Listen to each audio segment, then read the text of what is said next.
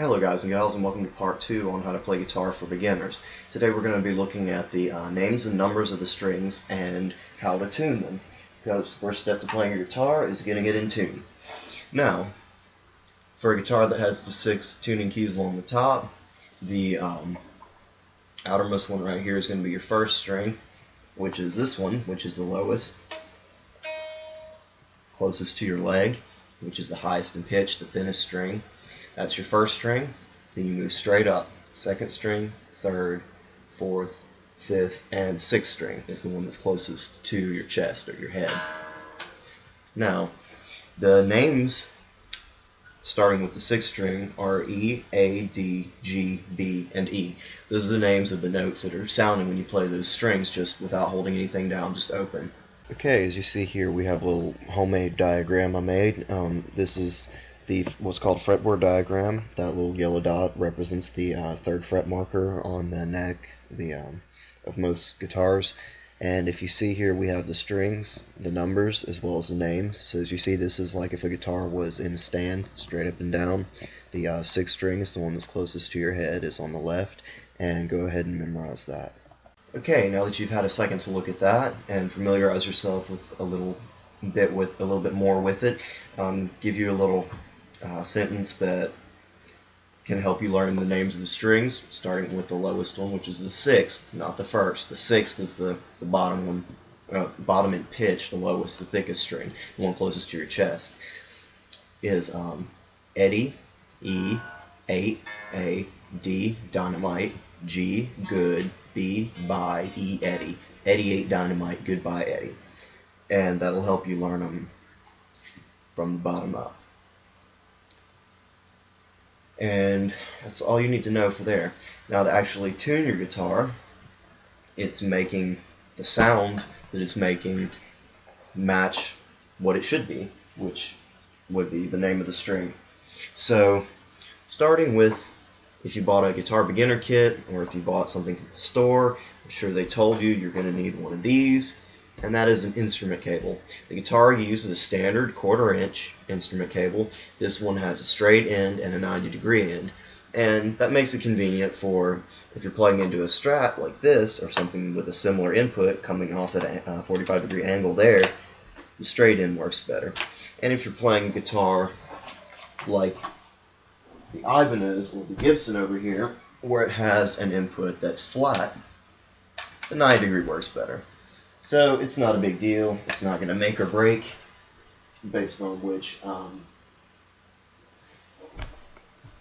type of cable you have, but just something to keep in mind if you're looking at buying a new one whenever that time comes. I'm going to use this guitar to show you how to tune, simply because I keep my Strat tuned down half a step. We'll talk about what that means somewhere along down the road. Don't need to worry about it.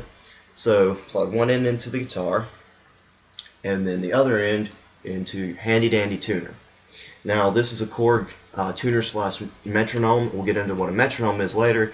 It just keeps a steady count of time based on how fast you set it. But we'll get into that later. You can use either something like this. You can buy it at any music store. They have ones that are just a tuner for like usually about $12. One like this costs upward closer to $30 because it has the tuner and the metronome in one unit. Just a little more convenient. And you plug it in here and turn on the tuner and tune it based on that. You're just going to make sure your volume is on your guitar, pluck the string, and the name of the string will pop up to the one side. And since this is an E string, it should pop up with the letter E, as indeed it does. Now, the lights on the top are broken. There you go, the one that works came on. But these lights tell you if it's sharp, which means it's too high, flat, which means it's too low, and then the green one in the middle comes on when it's within the right range of being in what's considered in tune, and then the arrow here will point to the dead center when it's absolutely in tune. Now, an alternative to using a tuner like this is to use an online metronome, because, you know, the marvels of technology, you can use your computer's microphone to use it. I prefer using this if I have it handy at the time, just because it's a little easier to work with. your computer mic picks up a lot of extra noise, whereas this you're plugged straight into it. If you're using an acoustic, it won't make much of a difference. But the online tuner I use is 7th string. I'll post the link for that in the video description. You can use that. It pops up a little thing saying that this is a secure website, click acknowledge or whatever. It's fine, don't worry about that. It's just saying that it is a protected website. What you can use if you're using that kind of tuner are two things. One, you can just play it if you have a computer microphone and it'll pick it up. You're gonna have to make sure you're really close to your computer if you use an electric guitar, just because they're very quiet. They don't have a sound hole, any amplification on their own.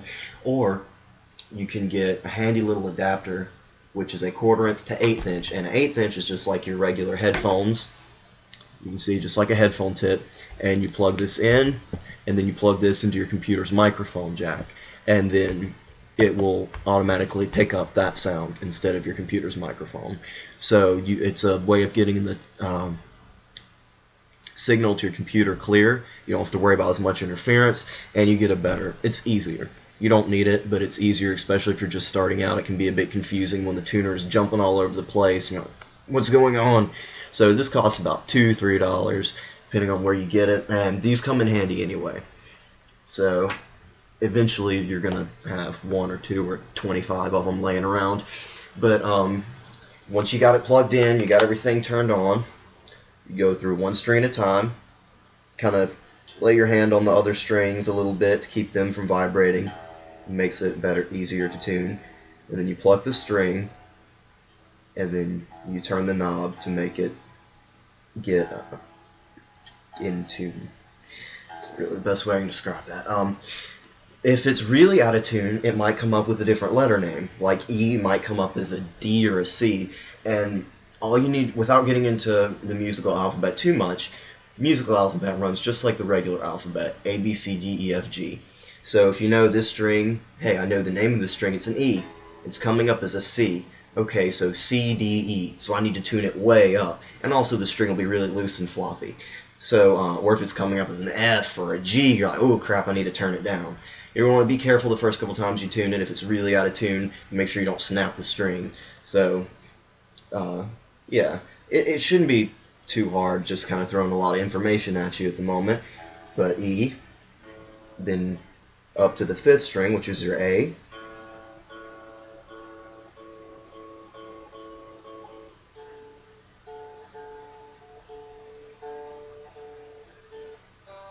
Then your 4th string D, 3rd string G,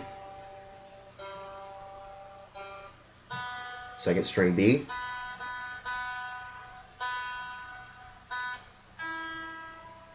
and your 1st string E. I'm not going to worry about getting it perfect at the moment, but it'll take you a little while the first couple times you do it, but you'll get quicker and quicker as you go along. Eventually just be able to pop it out in a few seconds, and there you go. So that's the basics of getting the guitar in tune, and some information about instrument cables, tuners, and adapters, and lots of good stuff like that. That's pretty much it for tuning your guitar. Now you're ready to look at some basic exercises, and we'll start that in lesson 3. Start a little bit of the actual playing of this awesome instrument. So I will see you then. Remember, if you don't know all the parts of your guitar yet, be sure you don't get ahead of yourself in these lessons. Go ahead, stop, go back, take a look at the parts, quiz yourself a little bit, make sure you know the parts, and then go through and make sure you memorize the string names. Doesn't take that long. Just go ahead, do it. Make sure you know this stuff before you move on, because it's only going to get more and more, what the heck is he talking about, if you've not been keeping up with it one lesson at a time. So make sure you know your string names and numbers. Remember, 1 is the highest note in pitch, which is the thinnest string. It makes it, whereas this one makes a really low sound. So this is the 1st string, 2nd, 3rd, 4th, 5th, and then 6th, and then the note names. So make sure you got all that, and then move on to lesson 3.